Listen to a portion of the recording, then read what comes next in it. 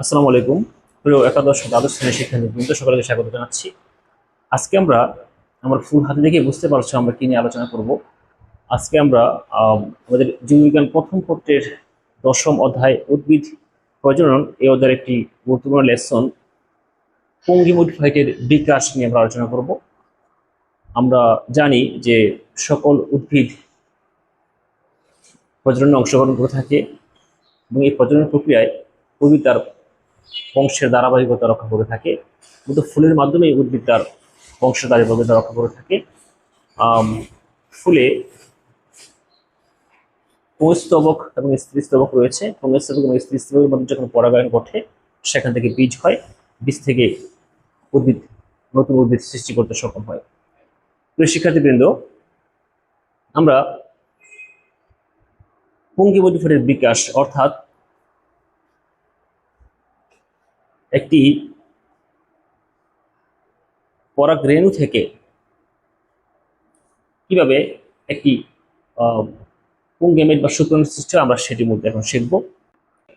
পুঙ্গিমোডিফাইটের বিকাশ মূলত পুংকেশর থেকে সৃষ্টি হয়।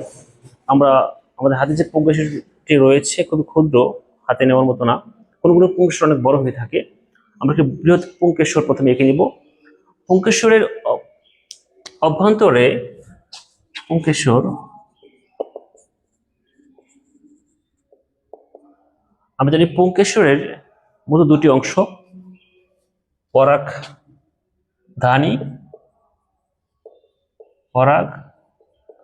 এবং পরাগদণ্ড। পরাগধানী এবং পরাগদণ্ড।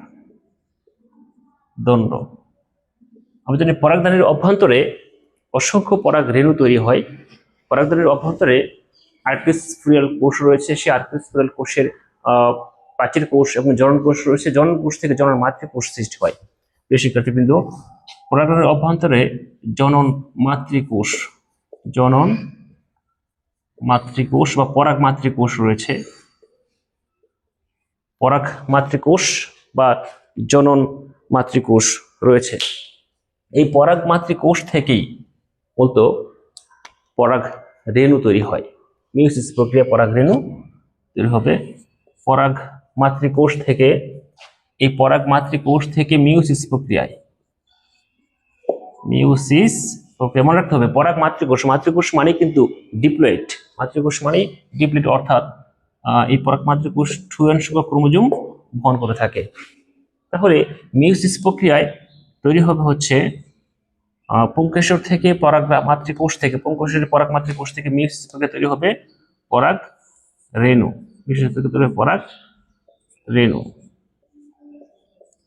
পরাগ রেণুর একটি বৃহৎ নিউক্লিয়াস থাকবে, এটা একটি কোষ। পরাগ রেণু। শিক্ষার্থীবৃন্দ, আমরা বলেছি যে এই যে পুংকেশরের পরাগধানীর অভ্যন্তরে রয়েছে পরাগ মাতৃকোষে ডিপ্লয়েড সংখ্যক নিউক্লিয়াস থাকে। এখন যদি মিউসিস প্রক্রিয়া সম্পন্ন হয়েছে, সুতরাং পরাগ রেণু হ্যাপ্লয়েড হয়ে যাবে। আমরা জানি কোনো মাতৃকোষে যদি মিউসিস প্রক্রিয়া সংঘটিত হয়, যে অপত্য কোষটি তৈরি হবে সেটি অবশ্যই ক্রোমোজোম অর্ধেক হয়ে যাবে। এখানে ক্রোমোজোম অর্ধেক হয়ে গেছে, এখন একটি বৃহৎ নিউক্লিয়াস আমরা পেয়েছি। প্রিয় শিক্ষার্থীবৃন্দ, আমরা যে পরাগ রেণু পেয়েছি, এই পরাগ রেণুর যে বৃহৎ নিউক্লিয়াসটি রয়েছে সেটি আবার মাইটোসিস প্রক্রিয়া সম্পন্ন হবে। মাইটোসিস প্রক্রিয়া সম্পন্ন হয়ে দুটি নিউক্লিয়াস আমরা এখানে পাবো।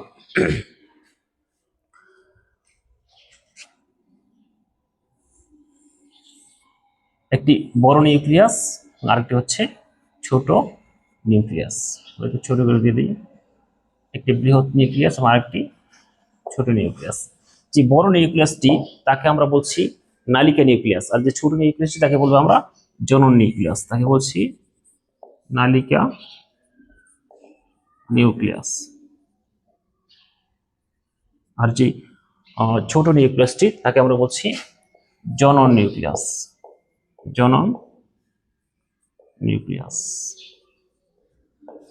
এগুলো ক্রোমোজোম সংখ্যা হবে হ্যাপ্লয়েড অর্থাৎ n।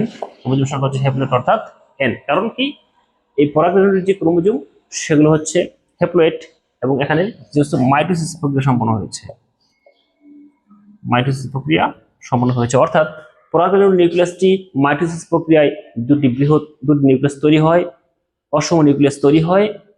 এই বড় নিউক্লিয়াসকে আমরা বলছি নালিকা নিউক্লিয়াস এবং ছোট নিউক্লিয়াসটিকে আমরা বলছি জনন নিউক্লিয়াস। শিক্ষার্থীবৃন্দ, পরাগ রেণুর এ পর্যায়ে যে প্রাচীরটি তাকে আমরা ভিতরের প্রাচীরটিকে বলছি ইনটাইন এবং বাইরের যে প্রাচীরটি তাকে আমরা বলছি এক্সাইন। পরাগ রেণুর ভিতরের প্রাচীরটিকে আমরা বলছি ইনটাইন, বাইরের প্রাচীরটিকে বলছি এক্সাইন, এক্সাইন, এবং ভিতরের প্রাচীরটির নাম হচ্ছে ইনটাইন। সবাই একটু মনে রাখবে। এ পর্যায়ে নালিকা নিউক্লিয়াসটি, এই দুটি নিউক্লিয়াস থাকা অবস্থায় এই যে পরাগ রেণুটি, এটা কিন্তু পরাগ রেণু, একটি পরাগ রেণু, এই পরাগ রেণুর অংশটি দুই নিউক্লিয়াস অবস্থায় পরাগায়নের মাধ্যমে স্ত্রী কোষের গর্ভমণ্ডলে গিয়ে পতিত হবে এবং পতিত হয়ে এই যে ইনটাইন বৃদ্ধি পেয়ে একটি নালিকা তৈরি হয়ে যাবে। ইনটাইন বৃদ্ধি পেয়ে একটি নালিকা তৈরি হয়ে যাবে। ইনটাইন বৃদ্ধি পেয়ে একটি নালিকা তৈরি হবে। নালিকা নিউক্লিয়াস কাজ কি? নালিকা তৈরি করা। এই যে হচ্ছে আমাদের নালিকা নিউক্লিয়াস, এক্সাইন,